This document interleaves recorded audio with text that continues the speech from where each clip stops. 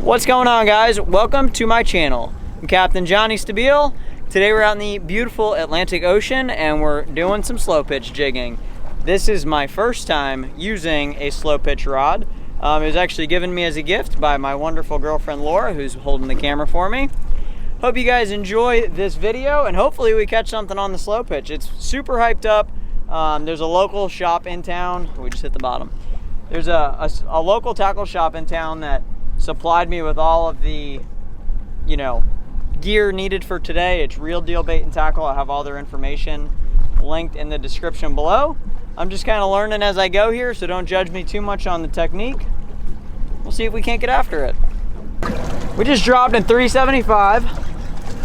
I was not expecting to catch anything. Whatever this is not a very big fish. He's not really pulling. I think he came off.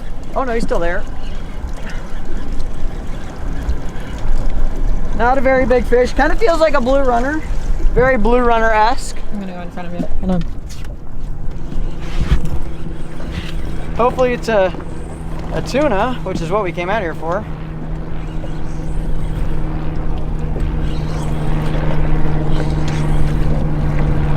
Holy cow, I'm tired. Man, I gotta get in shape.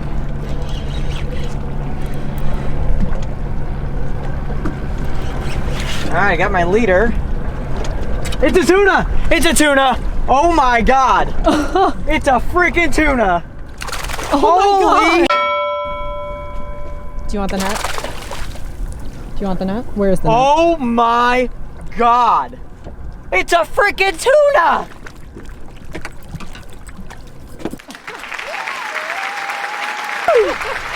Yeah, baby! Freaking first drop. Didn't even have, this is my first ever blackfin tuna. I've lived in Florida my whole life. I've never caught a tuna. That's a disgrace, to be completely honest with you. On the slow pitch jig, right there. Oh my God, man. Tell me that is the most beautiful little piece of sushi you've ever seen in your life. Unbelievable. My first drop ever with my first slow pitch jig ever. On my first jig ever. This is a total first for me. First tuna on the Pathfinder. I guess we should stay here and just put the jig back down. Yep.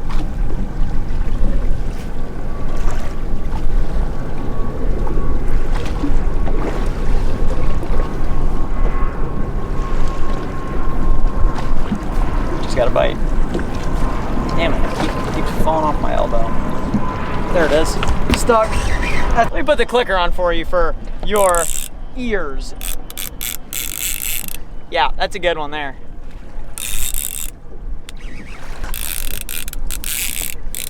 Yeah. What could it be? I don't know really what it is, to be completely honest, but I'm hoping it's either a wahoo, which it's not because it would have made a long run. I'm hoping it's a nice, big old tuna.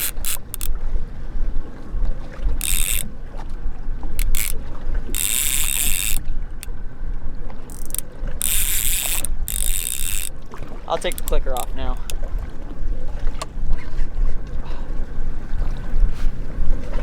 You could? It would be nice if this boat had just slightly higher gunnels. Oh my God. If anybody knows of a good gym membership, I need to go. I can't believe I've lived off of the Atlantic Ocean like this my whole entire life. And I have never, ever done this kind of fishing before. This is my new favorite type of fishing, by far. Okay. I'm just trying to find, my body kind of hurts right now. I'm a little sore from yesterday. Ugh. Just trying to get in my groove here. This reel, I'll be honest, is a little big for my hand. I kind of wish I went with something a little bit lower profile, like the Saltiga or the Osha Jigger by Shimano. Oh my gosh. I'm gonna be done after this fish.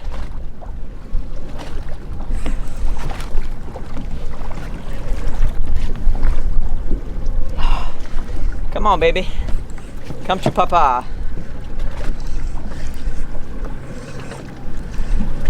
See it yet? No. I'm so far down still. I'm probably Oh, at really? 200 feet still. We're in like 275, 280. Right off the steeple in Broward County, if you guys know where that is. If you don't, well, you should probably book a fishing trip out here and find out for yourselves, because it's loaded with fish. Oh, we're in the leader. What is it? Oh, it's another tuna. Oh, it's an AJ. It is an AJ. That's why I was fighting so hard.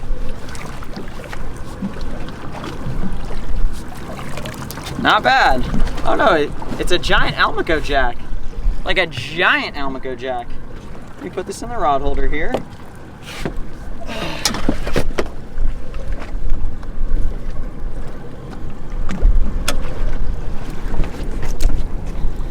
I think it's an AJ. Yeah, no, it's. I've never seen an almaco jack this big if it's an almaco jack. This is a beautiful fish. I gotta look it up. I'm not good with my saltwater species, obviously. There you go. I'm gonna get this guy back in the water. See ya.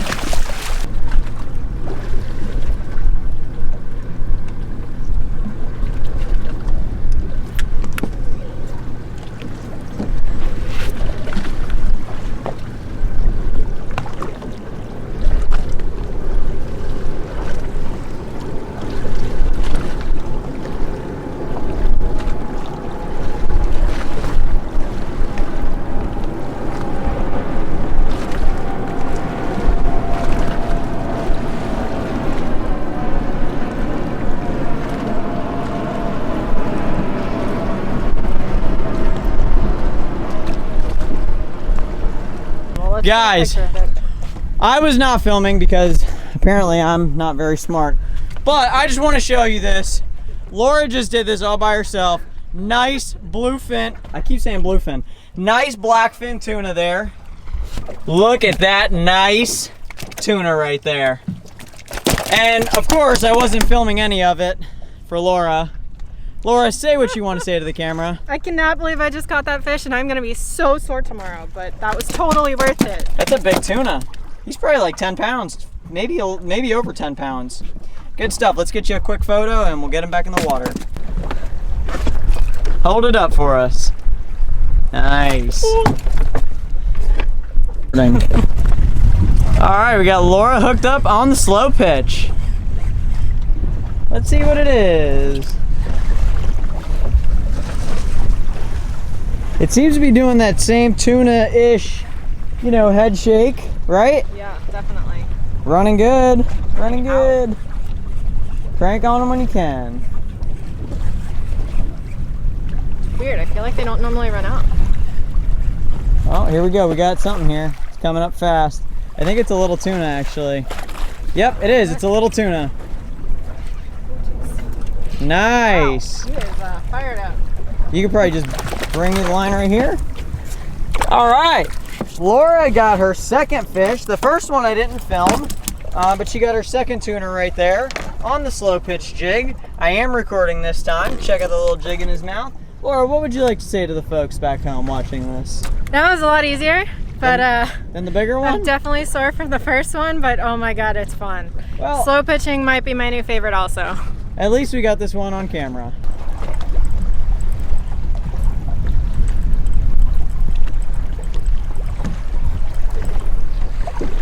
I've learned a good bit of how to do this just by being out here and just doing it.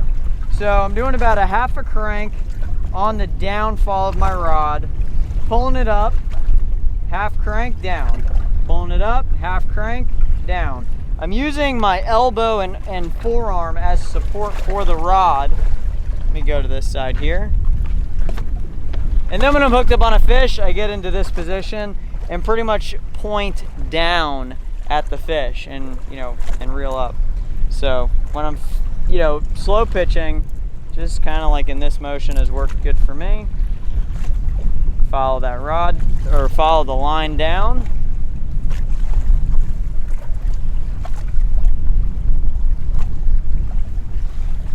This has just worked for us so far today. We got 3 tunas in the box. We're gonna try to get one more and then call it a day, but we'll see what happens. Guys, welcome to the fillet table. These are the 3 fish that we caught today. We kept the football sized ones, not intending on catching a real big one like this one. This one maxed out a 15-pound boga grip scale, so it's probably in the 15 to 20 pound range if I had to take a guess. These two are probably 3 to 5 pounds a piece. They're pretty dense little fish. We're gonna start out with the smaller ones and work our way up to the big ones. Got this fish here, nice blackfin tuna. We're gonna fillet it up for you. What I've noticed with these fish, I just filleted those couple off camera. I like to start right up along their dorsal fin here and just make a small little cut.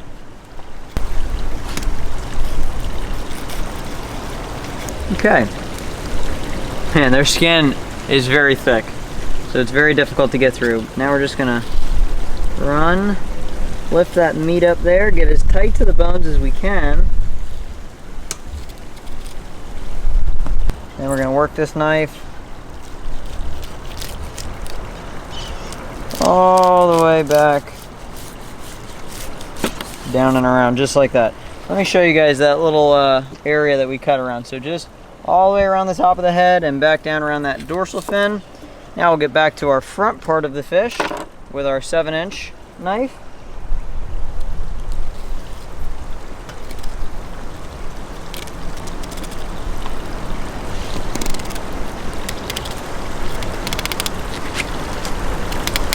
Cut all those pin bones. It is important to know where your knife is and what you're doing at all times. Okay, getting closer. A couple more of those pin bones to break through. Good. We're gonna work up the bottom side. I now understand why all those guys you see filleting those big bluefin tunas have those really long, super sharp sword looking knives. Okay, just get in there.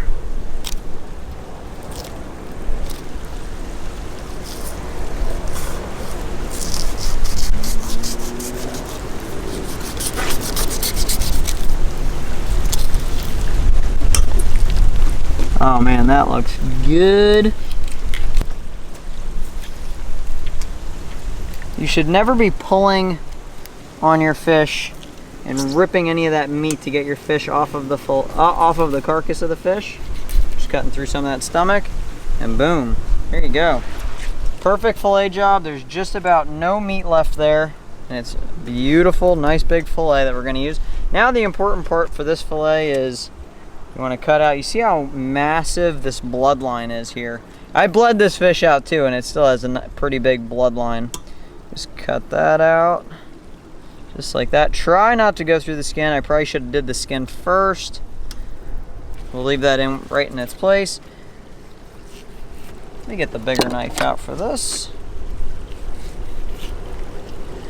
And you're gonna run that right down the skin there. If this fish was any bigger, I would have cut the fillet in half with the skin on and then just de-skinned individually.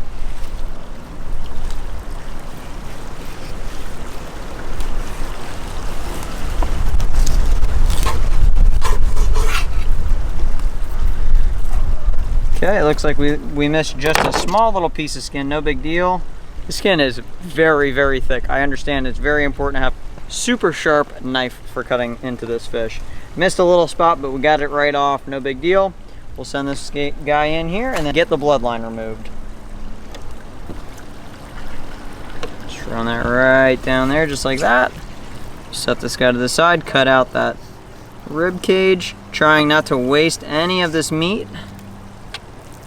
There we go, beautiful.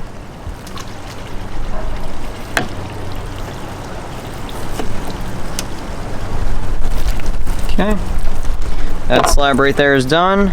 Well, almost done. We just got to cut a little bit more away of that bloodline.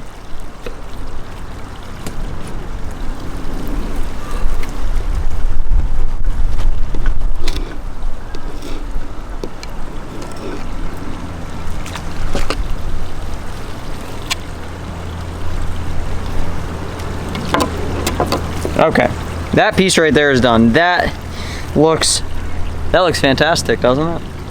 Pull away the rest of our bloodline here. Just like so. Throw that chunk in. You can see the color difference of the bloodline versus not the bloodline. This part is going to be really irony tasting, where this part's going to be nice and mild. We'll get rid of that. Cut out just this last little piece here.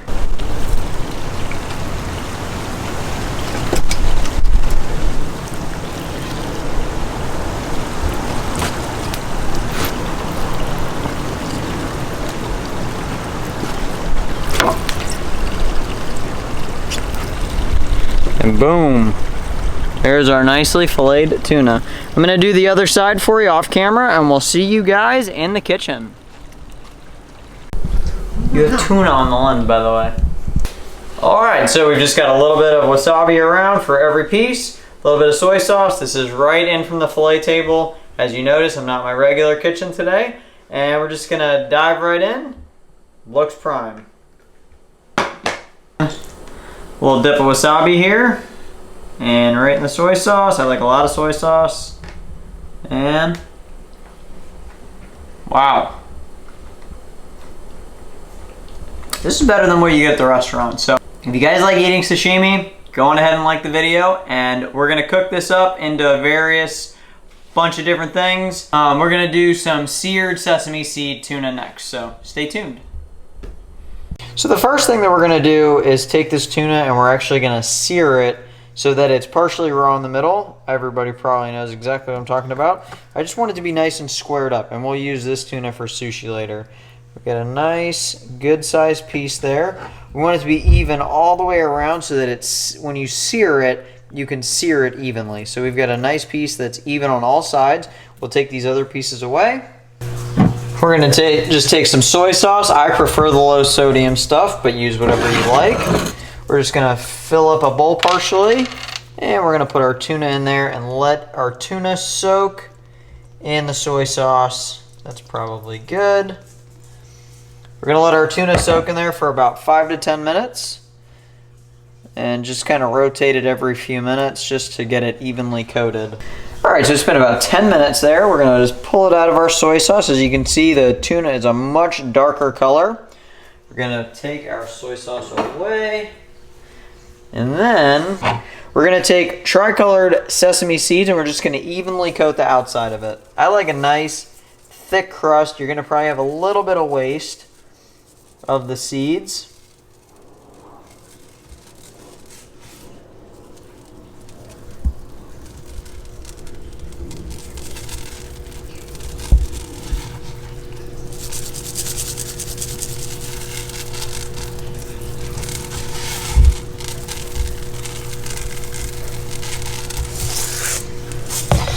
Okay, and you can just kind of roll them in the excess and try to pick up any that aren't there. And it should look something kind of like that. Next, we're going to simply take some avocado oil. I like to use the avocado oil simply because it has a higher smoke temperature. That should be good. As soon as that avocado oil starts to smoke just ever so slightly, we're gonna put our tuna in, and we're only gonna sear it really fast for just a few seconds on each side. Next, we're going to take our tuna and just gently place it in the pan there. We're gonna let it sear for about 7 or 8 seconds. We're gonna just rotate it. 7 or 8 seconds. Rotate. 7 or 8 seconds. And then rotate one more time. 7 or 8 seconds. And we're gonna just pull it off the heat there and place it into a pan. Let it rest for just a second. The final step in this is very crucial. You need to have a very sharp knife. Today I'm using the Danco 5-inch flex knife. And basically all I'm gonna do is just use our tongs that we were using to flip the tuna over with, and we're just gonna make extremely thin, nice little cuts like that. And that right there is exactly the texture and the amount of sear that I'm looking for. It's got just the right amount of crust on the outside. The inside is gonna be nice and cool. So now all we need is some soy sauce, a little bit of wasabi, some ginger, and we're good to go. This looks fantastic, so we're gonna dive right in. We've just got our basic soy sauce, our thinly crusted, and guys, by all means, this is how I like my tuna cooked. I like it rare, almost sashimi style with just a little bit of crust.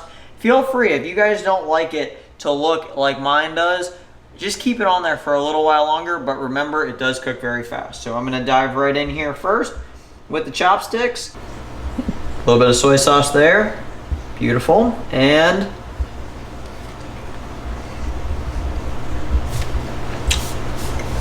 okay.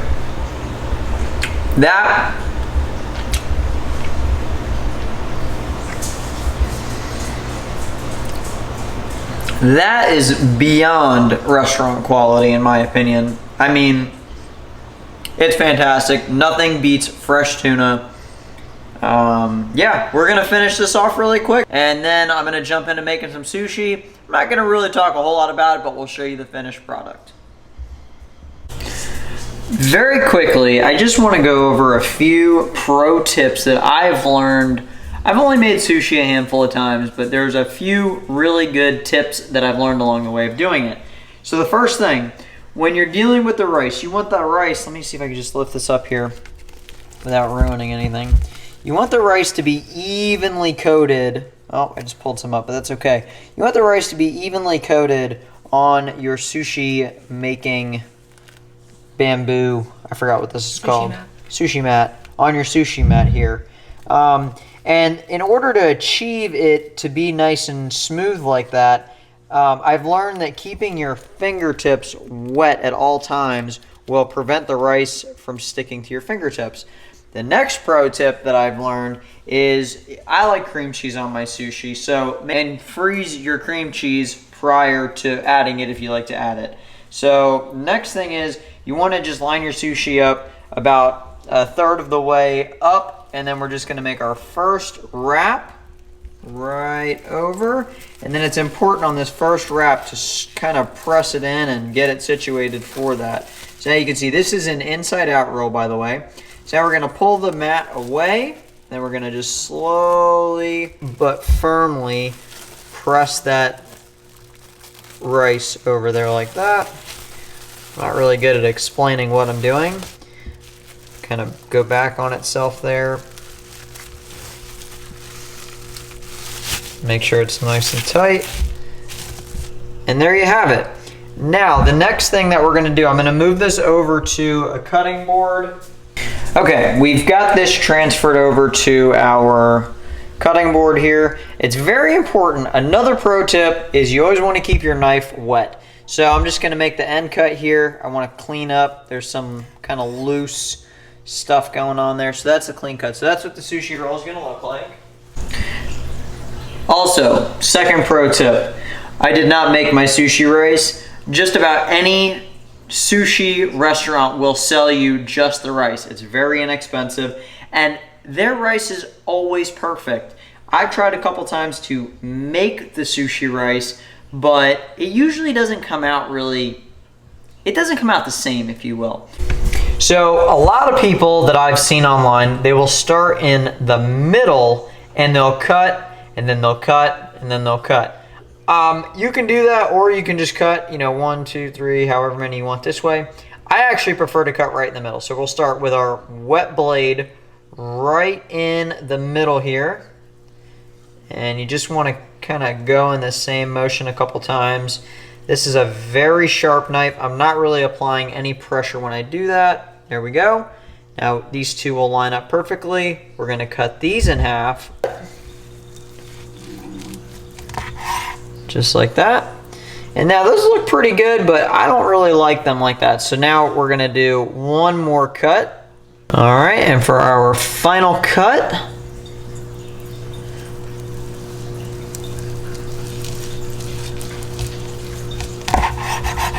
just like that. There's our pieces. Now we're gonna do the same thing on this side. You should really wet your knife in between every step, otherwise the blade will stick like it's kind of doing on me here. Okay, perfect. Now we've got all of our cuts made. Here's our final product of our sushi. It probably could look a little bit better, but I guarantee you it's gonna taste really good. I've only made this a few times, so I'm still kind of learning and trying to get the presentation right. Overall, I'm really happy with the way that it came out, given how new I am to sushi making. But yeah, we're gonna sit down and enjoy this.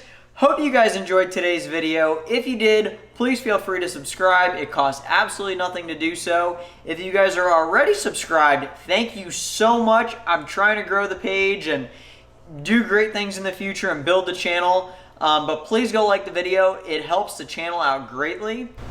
On that note, we're gonna go eat some sushi and we'll see you in that next video.